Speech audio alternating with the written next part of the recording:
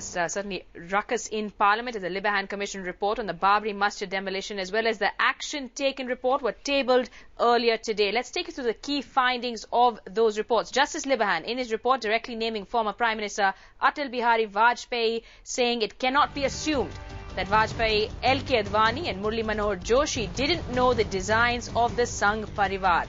Vajpayee, remember, was not present on the 6th of December 1992 when the Babri Masjid was demolished, but it finds that he did make communal speeches ahead of that day, laying most of the blame, though, at the doorstep of then Chief Minister of Uttar Pradesh, Kalyan Singh, and the UP cabinet. That's according to the report there, that Kalyan Singh allowed the RSS to directly run affairs in the state. Justice Libahan has given virtually a clean chit to the central government, that is Narasimha Rao's government at the time, blaming the BJP and the UP government really for misleading it as well as the Supreme Court. The commission report says blame the central government was misled by a failure of intelligence and wasn't able to really anticipate the situation that rapidly spread out of control. Let's take you through what the action taken report of the government had to say as well. That was also tabled in Parliament earlier today. It doesn't recommend action against anyone implicated in bringing down the Babri Masjid, so no action recommended against anyone, but calling for a new law to tackle communal violence, asking also for the Babri Masjid cases to be expedited. The government's also going to be expediting communal violence cases according to that ATR there, and it calls for specialized investigating squads to be formed to probe communal violence, which should be vigorously investigating according to that ATR. Also saying the government should not be able to withdraw charges related to communal riots once they're brought. The government at present contemplating a bill to check communal violence. The ATR saying the commission also calling for a law to provide exemplary punishment on those charges of communal violence, and also says that political leaders shouldn't hold office in charitable organizations. So that's what the ATR says. दुनिया की कोई ताकत अयोध्या में गर्भगृह पर राम मंदिर बनने से रोक नहीं सकती। जहां रामलला की मूर्ति स्थापित है और उस मूर्ति को हटाया नहीं जा सकता।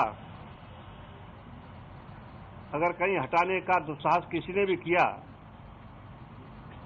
तो उसके बड़े भयंकर दुष्परिणाम सामने आएंगे। देश के हिंदुओं को, देश के मुसलमान दोनों को ये बात भली बात समझ लेनी चाहिए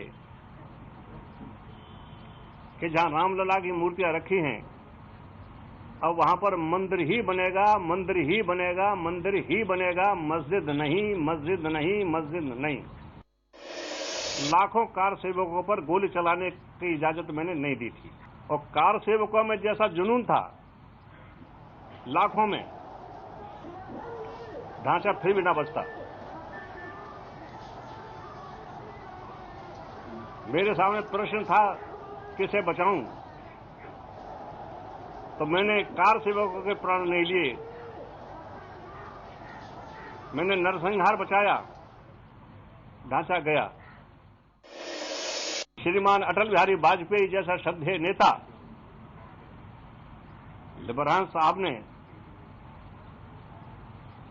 ढांचा तोड़ने की भूमिका के तौर पर मानी है, अटल बिहारी वाजपेयी को भी इंगित किया है।